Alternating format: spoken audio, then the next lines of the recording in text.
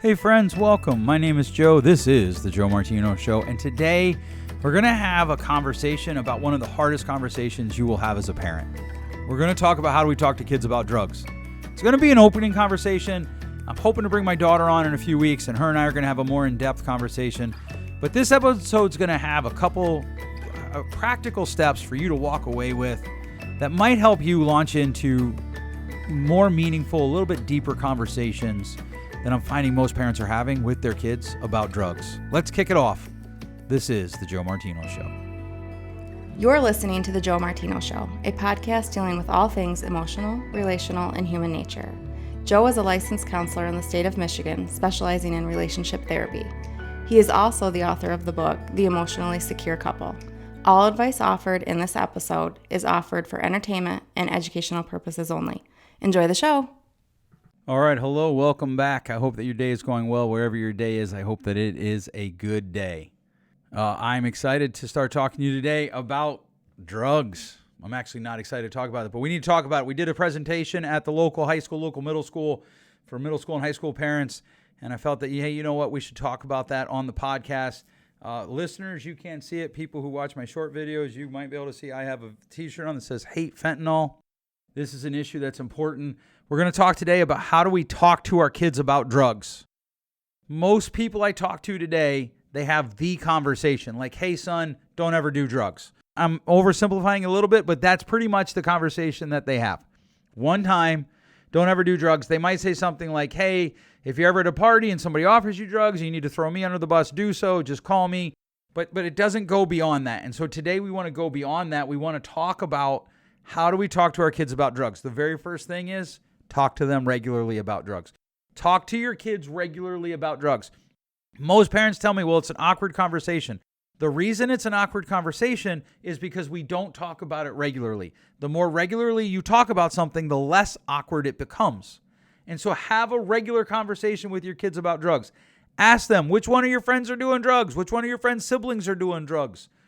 When was the last time you were at a party where there was drugs? And you're going to have to be prepared for the answer, but have those regular conversations. I've said this before. I'll continue to say it. I believe relationship wins. So you're constantly trying to build a relationship. So you don't always talk about drugs, but you regularly talk about drugs. Engage that conversation regularly.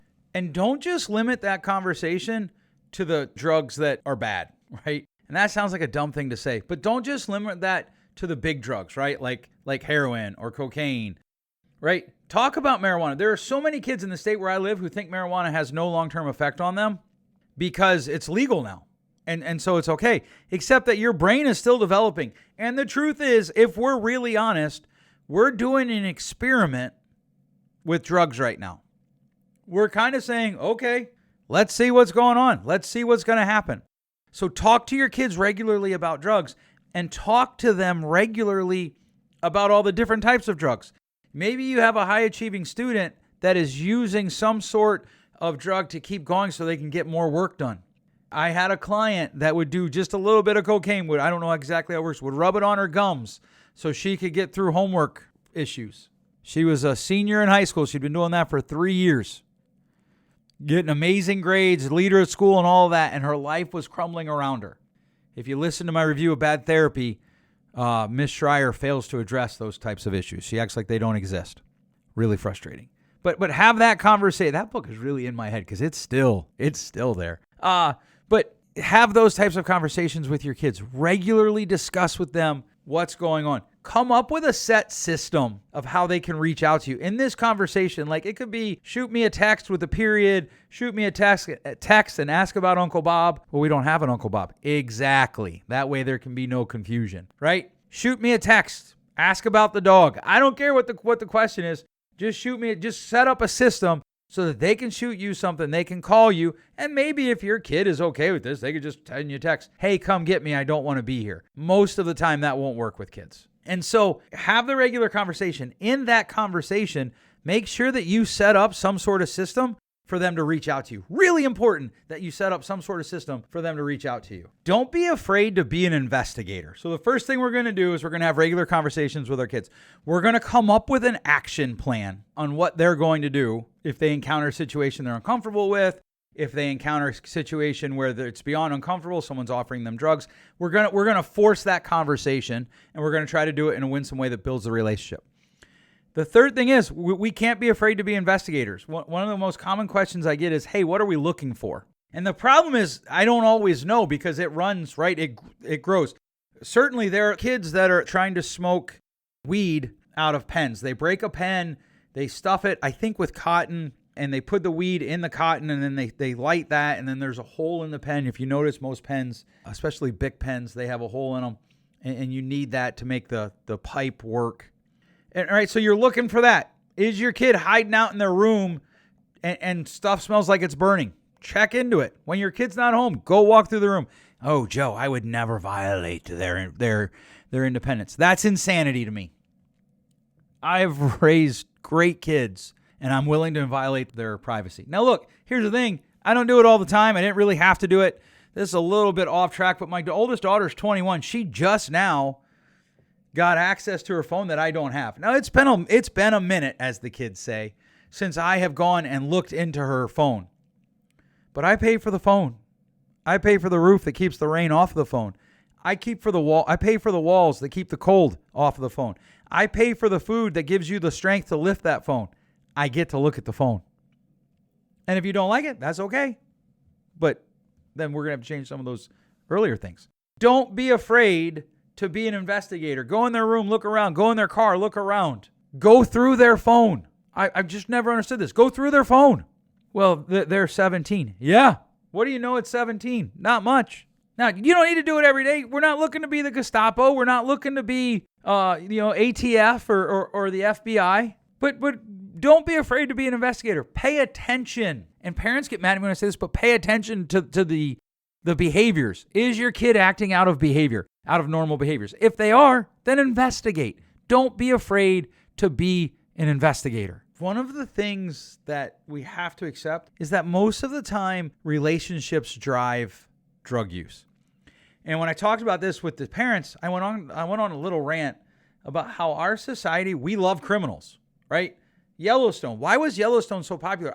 It's a good story, is what everybody tells me, but it's a good story about people who murder people. It's a good story about people who beat people up. It's a good story about people who extort people. It's a good story about people who are really bad people. But I think part of it is we think the criminal is cool. Now, here's what this has to do with drug use. Most kids are going to do something with drugs, and we don't typically think of tobacco as a drug, but they're going to start tobacco or vaping because it looks cool. And looking cool is how they think they get relationships. They want relationship, right? So they're going to use things like in middle school, typically they're going to use prescription drugs. Hey, here's an Adderall. They're going to drink, right? What happens if you mix drinking alcohol with a lot of our ADHD medicine? You stay awake and you get to enjoy a longer, more deep buzz drunk, and you're 13. And don't kid yourself, 13-year-olds are doing it in your school district. As they move into high school, they tend to get more hard drugs, right? The things we would call harder drugs, because they have more access to them. They have friends in college. They have friends that are adults, et cetera, et cetera. But don't be afraid to investigate, and don't lose sight of the relationship. And this is where I lose people, because they tend to either be hardcore investigators or they tend to be all about the relationship, right? So like, take the device away. If they're using their device to give drugs, take it away.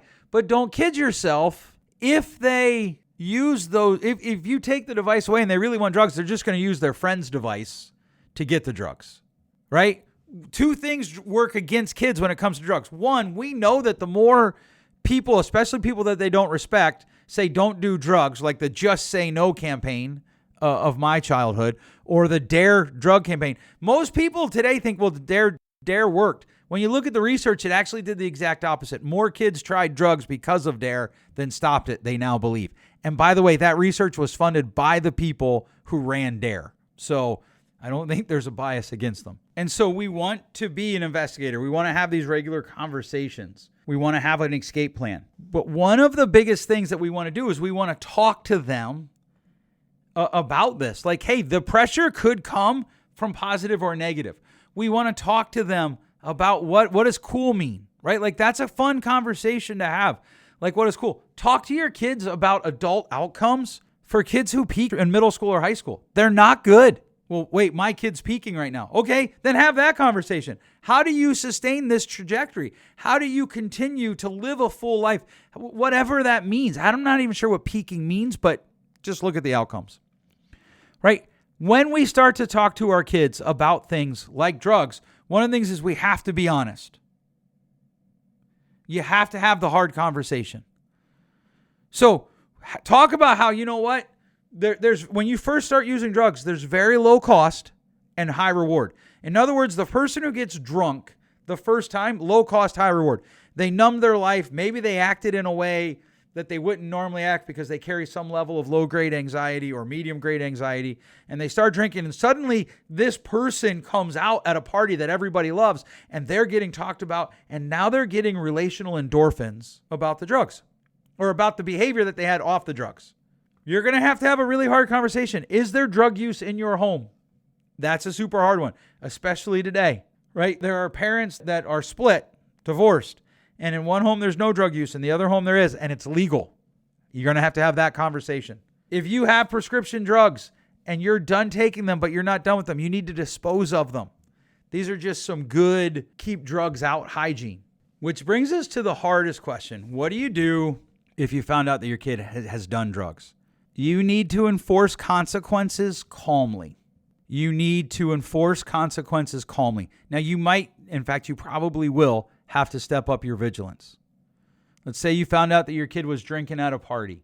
You need to enforce consequences calmly, but they need to be enforced, right? I'm far from anti-device. If you've been listening to this show for any amount of time, you know that that's true. Give them devices early and often, because then you have something to leverage, but take it away. It's a privilege. What does it mean to have a privilege? It means it can be taken away, right? So you need to enforce your consequences calmly. Consistency wins. Consistency wins. Consistency wins.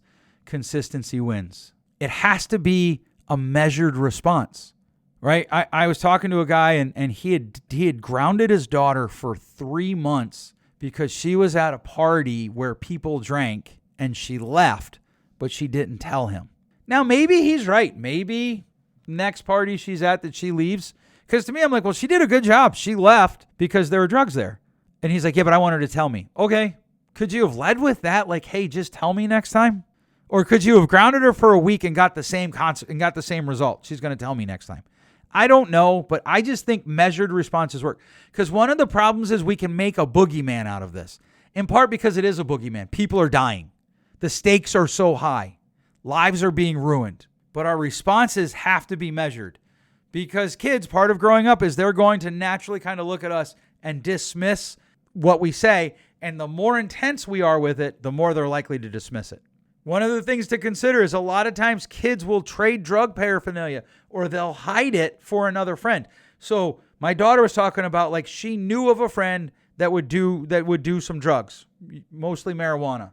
Her other friend, whose parents didn't care, would hide the first friend's drug paraphernalia, right? So, like, you might not find anything, but this is why you have to know who your kids' friends are. You need to have conversations. I know of people, I'm not guessing, I know of people in their early 20s,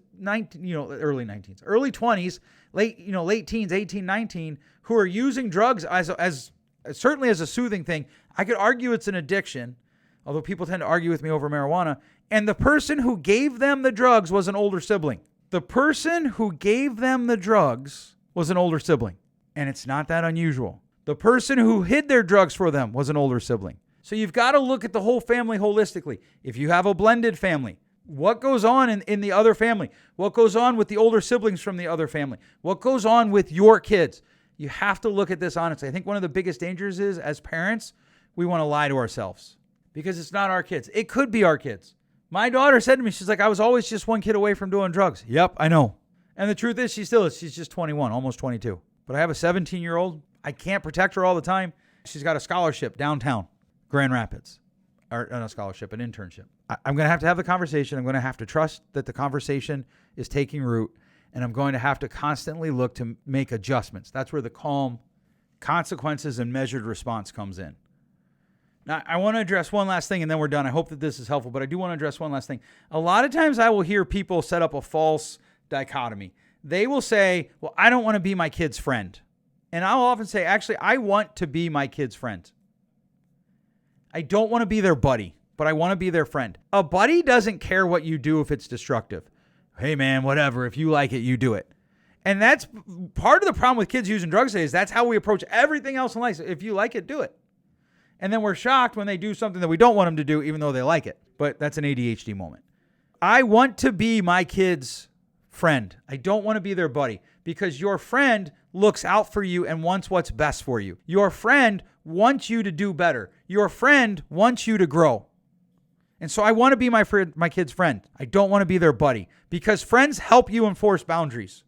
And so I have boundaries for my kids. You need to have boundaries for your kids. We have to have boundaries for our kids. And don't let your guilt from whatever you did as a kid keep you from having boundaries for your kids. Have boundaries for your kids and push yourself to have boundaries for your kids that build the relationship and help them be safe. But don't buy into this false split that you can't be your kid's friend. You can be. You can't be their buddy. Joe, you're playing semantics. Maybe, but words matter. All right. I hope that this was helpful. I hope that this helps you launch a conversation about drugs with your friends in the near future. I'm not exactly sure when. I'm going to have my daughter on, and we're going to talk about her view from childhood. A lot of you have been asking for Erica to come back.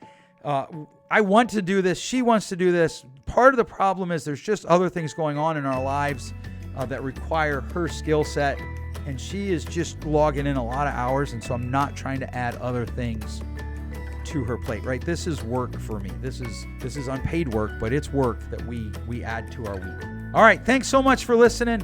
If you like this, please share it with a friend. I cannot tell you how important that is to us in helping us help as many people as possible. Thanks so much for listening. We'll catch you next week. Thanks for listening. If you enjoyed today's show, please share with a friend. And hey, give us that rating in your podcast store. Until next time, change possible.